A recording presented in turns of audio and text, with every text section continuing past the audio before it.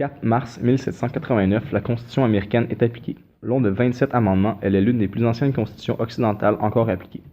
Cependant, à cette époque, nul ne se doutait que 225 ans plus tard, le deuxième amendement de cette constitution serait l'un des principaux débats polémiques du pays.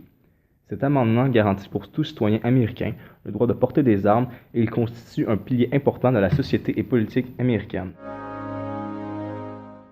Par contre, l'utilisation de cet amendement est depuis plusieurs années très discutable. En effet, pour le Parti républicain, le port d'armes est accessible pour les citoyens sans condition, et pour le Parti démocrate, le port d'armes ne devrait être autorisé que dans le contexte d'une milice bien organisée et n'est pas censé être un droit illimité. Toutefois, le principal protagoniste de ce débat est souvent exclu et oublié par la plupart des gens, même si c'est celui-ci qui décide pratiquement tout. Il s'agit de la NRA, Association nationale des armes à feu. La NRA est un organisme à but non lucratif de protection civique ayant pour but de promouvoir les armes à feu aux États-Unis. Évidemment, son mandat va bien plus loin que ça. Entre autres, elle cherche à protéger les droits des propriétaires de fusils en s'opposant à la création de nouvelles lois contre le port d'armes. Néanmoins, la création de nouvelles lois concernant le port d'armes serait plus que nécessaire. Par exemple, en 2012, une fusillade dans une école primaire a fait 28 morts, dont 20 enfants. Aucun changement. En 2013, une fusillade à Washington a fait 13 morts. Aucun changement. Cette année, une fusillade en Caroline du Sud a fait 8 morts et quelques semaines plus tard, 2 journalistes sont exécutés en direct à la télévision. Aucun changement. Mais pourquoi? Parce que le puissant lobby qu'est la NRA comporte plus de 4 millions de membres, dont plusieurs font partie du Congrès américain.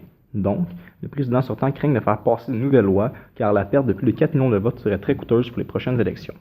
Évidemment, certaines villes tentent tant bien que mal de stopper la NRA. C'est le cas de Seattle et Los Angeles, qui ont décidé d'adopter de nouvelles mesures pour un plus grand contrôle des armes à feu. D'une part, Seattle souhaitait imposer une taxe spécifique sur les munitions et les armes à feu dans le but de ralentir l'achat de ceux-ci.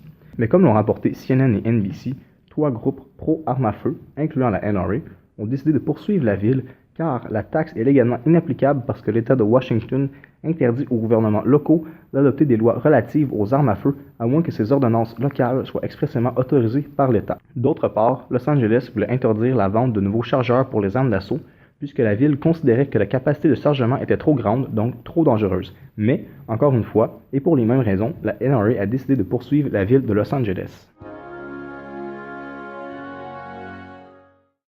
Finalement, un des seuls moyens pour freiner la vague de violence et la NRA serait de changer la mentalité des Américains. Mais ce ne sera pas tâche facile puisque le nombre d'armes en circulation est en constante augmentation chez nos voisins du Sud. Il y a 300 millions d'armes pour 350 millions d'habitants et les armes illégales ne sont pas comprises dans cette statistique. Bref, le combat contre la NRA est loin d'être terminé et selon Wayne Lapierre, actuel vice-président exécutif de l'organisation, le seul moyen d'arrêter un méchant avec une arme, c'est un gentil avec une arme.